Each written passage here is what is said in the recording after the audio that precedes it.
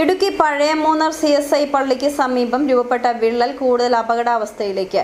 തുടർച്ചയായ മഴയെ തുടർന്ന് അപകട സാധ്യത വർദ്ധിച്ചതോടെ നിലവിൽ ഈ ഭാഗത്ത് ജില്ലാ ഭരണകൂടം ഗതാഗത നിയന്ത്രണം ഏർപ്പെടുത്തിയിരിക്കുകയാണ്. വിള്ളലുള്ള ഭാഗത്ത് പുതുതായി രൂപപ്പെട്ട നീർച്ചാലും സമീപത്തെ കെട്ടിടത്തിന്റെ അപകടാവസ്ഥയും ആശങ്ക വർദ്ധിപ്പിക്കുകയാണ്.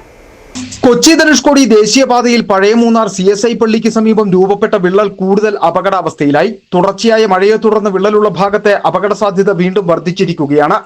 നിലവിൽ ഈ ഭാഗത്ത് ജില്ലാ ഭരണകൂടം ഗതാഗത നിയന്ത്രണം ഏർപ്പെടുത്തിയിട്ടുണ്ട്. വിള്ളൽ രൂപപ്പെട്ട ഭാഗത്ത് പുതിയതായി നീർച്ചാൽ രൂപപ്പെട്ടതും മണ്ണിന്റെ തുടർച്ചയായി നീക്കവും സ്ഥിതി കൂടുതൽ ഗുരുതരമാക്കിയിരിക്കുകയാണ്. സമീപത്തെ കെട്ടിടവും കൂടുതൽ അപകടാവസ്ഥയിലായതായി ഇടവകാംഗം പറയുന്നു. CSI கோயில் பக்கத்தில் ஒரு மாதத்துக்கு முதல்ல இருந்து மண் இடிஞ்சிருந்துச்சு. பாஸ்டர் வீடெல்லாம் லேசாக கிராக் ஆகி அவங்களெல்லாம் வேற வீட்டுக்கு தாமசத்துக்கு போயிட்டாங்க. மண் வந்து ஒரு மாத காலமாக இந்த மாதம் மழை இல்லாதனால வெயில் அடிச்சதுனால அந்த மண் இறங்கலை. இப்போ 4 நாளாக நல்ல மழை. இப்போ இருந்ததுக்கு கூட கொஞ்சம் இடிஞ்சு இப்போ யாருமே அந்த வழி போக முடியாது. ரோடை பிளாக் பண்ணி இப்போ யாருமே போக விடாம சுற்றி தான் வந்துட்டு இருக்காங்க.